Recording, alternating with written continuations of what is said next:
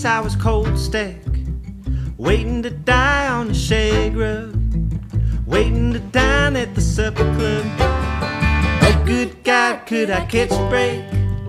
Cool little line on the back drape, clutching my head like a hammer, wishing my hand was a hammer, and it goes.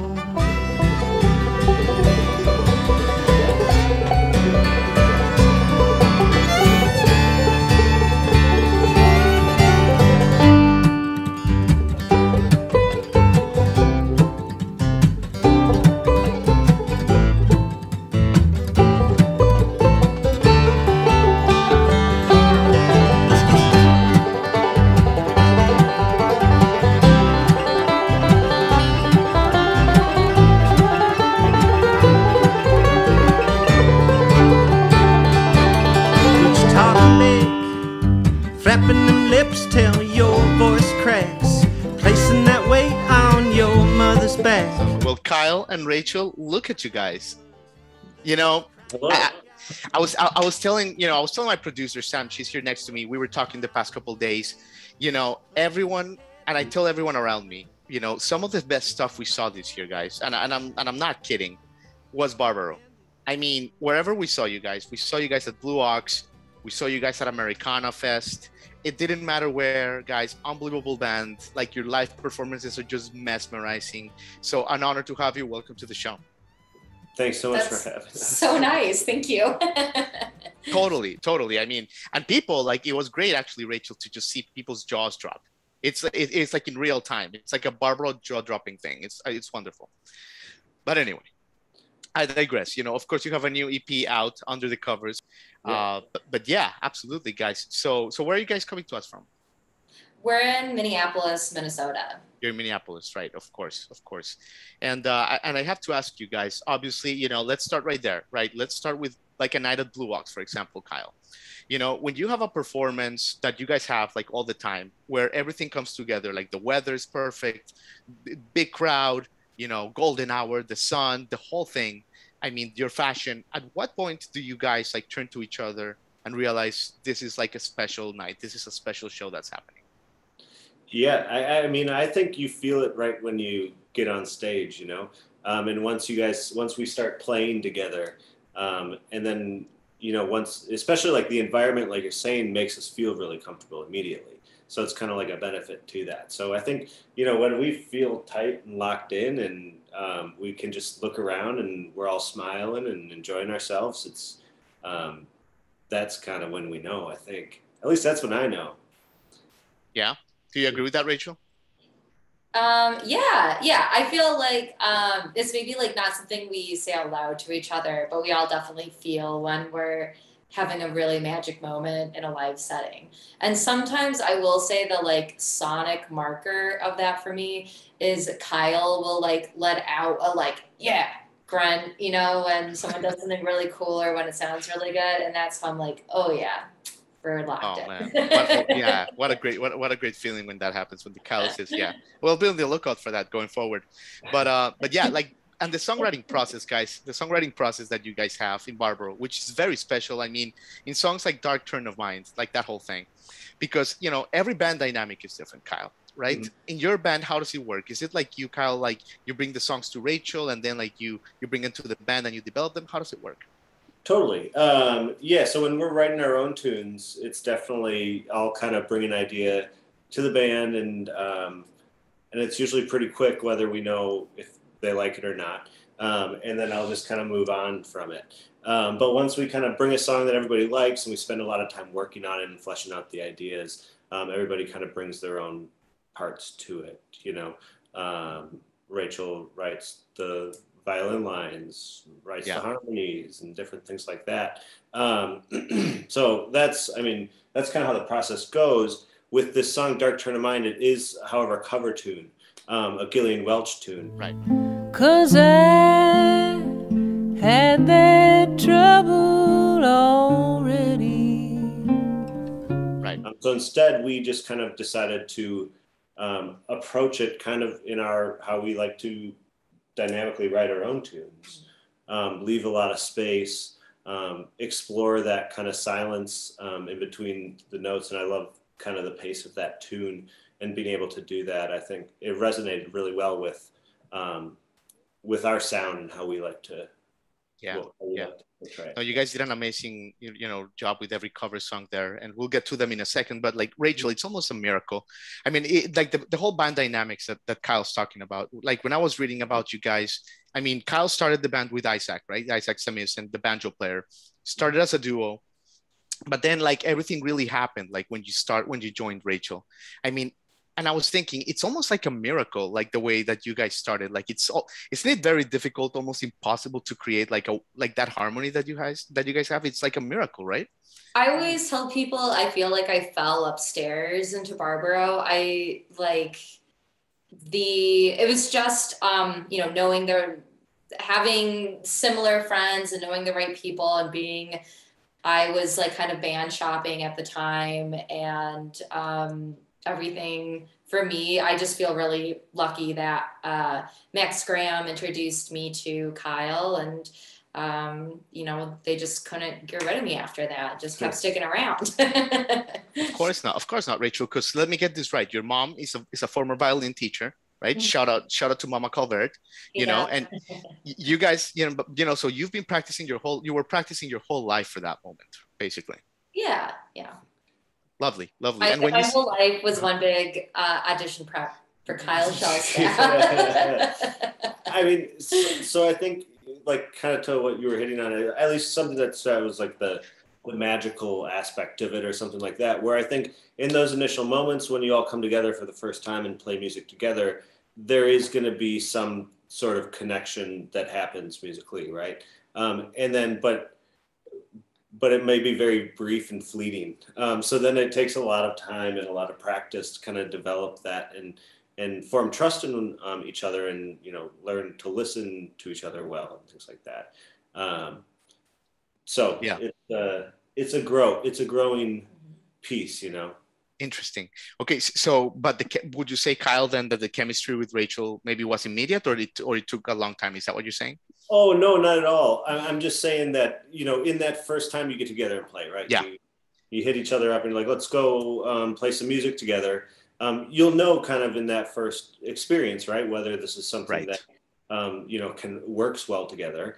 But as far as just like, I wish it were as easy as no one said. I guess like I'll be real and I'll say when I first got together, I didn't feel like I clicked, and it had nothing to do. It's because they were so good and I was so nervous and I felt like I was struggling to like keep up with this amazing thing they were doing, and it kind of, whether that's in my head or not or combination, I think it takes time to develop, kind of like Kyle was talking about, that like trust. And there might be an initial sense of like, hey, we get along. I think we all like feel a certain way about music that's really compatible. But if, for anyone listening that just feels like they're not a natural or they can't find their people, it really isn't magic. And it's something you really do work at. And it takes time. But that being said, I knew right away, I was like, these guys are really cool and I love what they're doing. And if they let me stick around, I want to keep doing it. So in that sense, I think, there's an initial like pull, but it definitely takes work to feel comfortable, or at least it did for me. Rachel, when a musician as good as you and as talented as you you have the goods, right? But, you were working a few years before joining the band. You were, you had a bunch of jobs. You worked at the Limited, for example. So those hard days, like those jobs, side hustles that musicians have, what keeps you going? And I know, Kyle, that you had a 9-to-5 as well. What is like when you guys are like going through the grind of something that is really not your purpose, not your passion? Like, what's your why, Rachel? When you have a customer complaining about like a t-shirt or something? Well, I would say when I was working at the Limited, I didn't know that I was going to be doing music as seriously as I do now. That's why I kind of say like I fell upstairs. And even now we both have full-time jobs. So, it's kind of just the reality of we have this band and we're making this music that's exciting to us and it's our passion. And it just takes a you know, we don't live in a world where you automatically get to make a living off of doing that. And it takes a lot of hard work. So for me, it's just like, you know, it's a labor of love. And all of us in the band have to make a lot of sacrifices and reevaluate priorities and just work really hard. And probably none of us have a really vibrant social life because in our downtime, when we're not at work, we're working on music. So it's a sacrifice, but it's worth it because I think the music I make with these guys is so special, and I'm motivated to share it with people because I think it's something people should listen to. Yeah, yeah. What about you, Kyle? Like, I think you had like in your previous, you know, you had like a previous career, if you will, right? That you kind of like broke through. Yeah. So I mean, as far as just like managing the day to day, I think it's just about like, it's a lot of fun to make music. Sure. And, it's really hard to do that, or it can be really hard to do that. It was like when you were 21, I mean, you didn't really have many responsibilities. You didn't really care where you slept at night. You didn't care like how many showers you had in a month, like things like that. And so it was a lot easier to just go for it.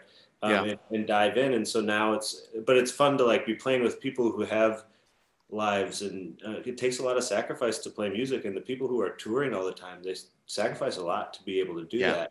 And so we're really grateful that we get to, you know, go out on the weekends or go out for a couple long weeks to share our music with people and spend time kind of playing. Totally. And we'll get to the new songs in a second, promise, guys. But Kyle, you know, when people listen to your stuff, they're going to be like, man, this guy is so good. I mean, if people see you guys live, both of you, but Kyle, people are going to be like, their minds are going to be blown. And it's interesting to see that like your lineage, your first love was kind of punk rock, right? Growing up in Wisconsin. So I definitely listened to a little bit of punk rock growing up. A lot of jam band music, a lot of Grateful Dead, came to the way of bluegrass through like some friends who started a band in high school. But I always did enjoy punk rock. Middle school was a lot of fun. My neighbor loved punk rock. So, you know, I don't think a lot of people would think it was that punk of punk rock. But yeah, but it was still fun to listen to. Yeah, absolutely. Rachel, talk to us a little bit about that brotherhood aspect of Barbaro, right? And I mean, you guys, first of all, by the way, condolences on the passing of Max and the hardship that all that entailed. But, you know, that and the pandemic and everything also shone a light on really a beautiful brotherhood that you guys have, right? Because it's not all fun and games and like making people, you know, standing ovations and the music, but just being there for each other. It's clear that you guys have something special. Yeah, you know, something that makes us unique. A lot of bands form because people are friends and they play music they want to play together, and a lot of great music's made that way. We met because through music first, before we really got to know each other, and luckily we all get along really well. And I love these guys. I respect them. They're wonderful. They have my back. I can talk to them about things, and they, you know, give me this wonderful gift of being in a band, making music I get really excited about. So yeah, in the last, you know, 2 years or so, especially Kyle was my neighbor through, you know, the summer of 2020. So being able to get together and play music or just have a drink and, you know, just be with someone who you trust and you care about, when the world feels like it's going up in flames was really great. And then on top of that, being able to dedicate ourselves to something that felt meaningful and gave us a little purpose in our day-to-day. I will always be very grateful for that. Thank you, Kyle. That's nice. It's a good way to get through the pandemic. That drink and don't kill me, the memory will. I can't hold back much longer. Better drink and don't kill me, the memory will.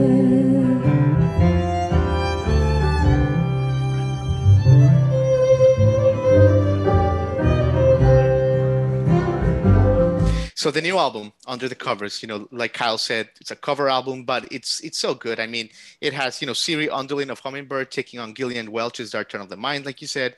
It has Gully Boys from Woman, Kathy Callahan doing Sheryl Crow's If It Makes You Happy. I mean, all the songs are amazing. So, and the way you guys like kind of reinvented them. So Kyle, let me start. Why did you pick those songs, with the low-hanging fruit there? Well, some of them we had just kind of had in our live show. So Rachel would always sing Believe. It was, people loved hearing that at the end of a concert. Yeah. Rachel would always sing Sheryl Crow. And then, Max, whenever we played with him, we'd always do that Jesus Etc. tune. Because, I mean, the harmonies are super fun, and Max brings the soul that's needed to that tune. What's the other one we had? Oh, Dark Turn of Mind. That's just one of my favorite tunes. And we wanted to approach artists in Minneapolis to see if they'd be willing to let us back them. And all over the place. Yeah. But like some singers at least. And so I thought, Siri would do a really great job at that song and truly make it her own. When she came into the studio, she asked, like, do you want me to sing it like Gillian or like, can I do my own thing? And we were like, yes, please do your own thing. That's the whole reason we wanted, we knew you'd be so good for it. So. Yeah, no, you guys did such a great job. The same with Wilco's Jesus, like just freaking nailed it. How do you know, like Kyle, when basically that, like, you're taking these like modern classic songs, is it scary in a way to like tackle them? Like, is there any trepidation to take them on or not? Or did you guys are just fearless, like whatever happens? I mean, I guess there was a sense of like, let's just do this because it's going to be fun. And, who cares about the outcome? Like, we're going to try and get together with friends and, play some music and try and, create a little bit of community, which like we'd get, all the time going to festivals and seeing them on the road, like that. So in that sense, it was kind of just like, go for it. But we always try and bring our own sound to the songs. A lot of the songs have bluegrassy feels, but we always try and, change up the rhythm a little bit or make it a little bit more Barbaro esque. Yeah, the Barbaro-esque. I love that. That Barbaro-esque is a thing for sure. For sure. Guys, you've been so good with your time. Let's finish off with this, Rachel. 2021, we used to ask guests what they learned from 2020, and it was like, it was such a hard year for everybody. But in a way, like, and I said I'm gonna start with Barbaro, asking them, because 2021 was almost like as hard in some other ways. How was this year for you, Rachel, and then maybe for you, Kyle? How are you gonna look back on 2021 as individuals, just on a personal level as well?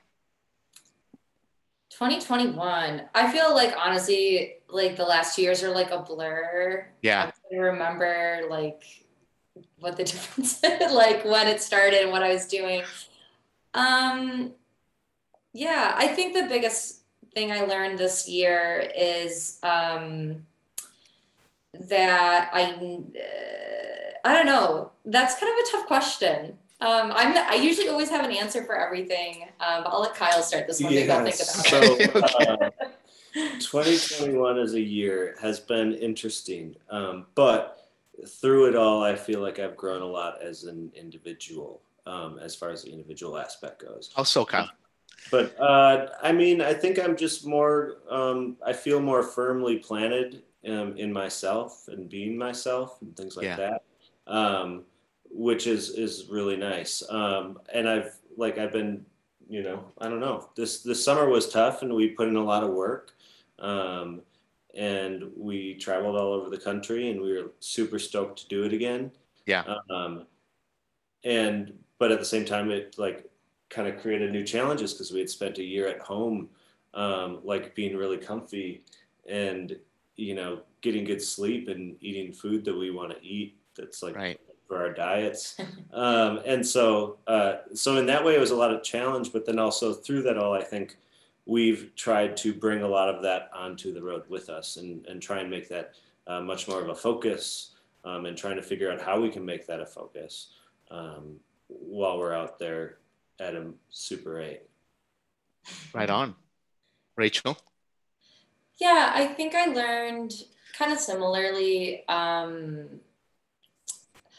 I think I learned that in order to like do everything I love, like this music, spend time with people I care about, you know, be proud of the work I do at my job. I need to take care of myself and make sure that I'm making time to get sleep, call my grandma, talk to my mom, hang out with my dog, go work out. And while I've learned that, I haven't necessarily put it into action yet, which is why I think I was struggling. But yeah, I think such a massive adjustment from just of the rhythm of life, 2019 to 2020 to 2021. Yeah. It's kind of a shock on all of us. And in some ways, like I feel like I regressed as a person, and I don't feel as strong or planted as I did a couple of years ago.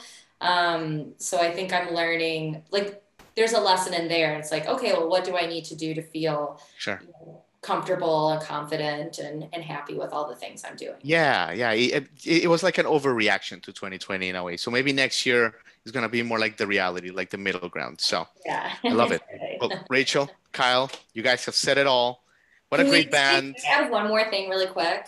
Yeah, absolutely. Max Graham, we love him still, and to help his family out, www.helpthegrams.com, and then the proceeds from our project Under the Covers supports our Saviours, which is a wonderful organization in Minneapolis that does housing work and English learning work. So just want to shout out if people are in a giving mood. Go that way. Feel free to buy it. Streaming it also helps. You know, our efforts to try and throw some money towards this awesome organization. So yeah, absolutely, guys. Well said, Max. Rest in peace, and thank you so much. Really grateful that you gave us your time, and we're very excited, you know, for where you guys are headed, and we know where you're headed, and we can't wait. So congratulations. Thank you. Yeah, thanks. All right, bye.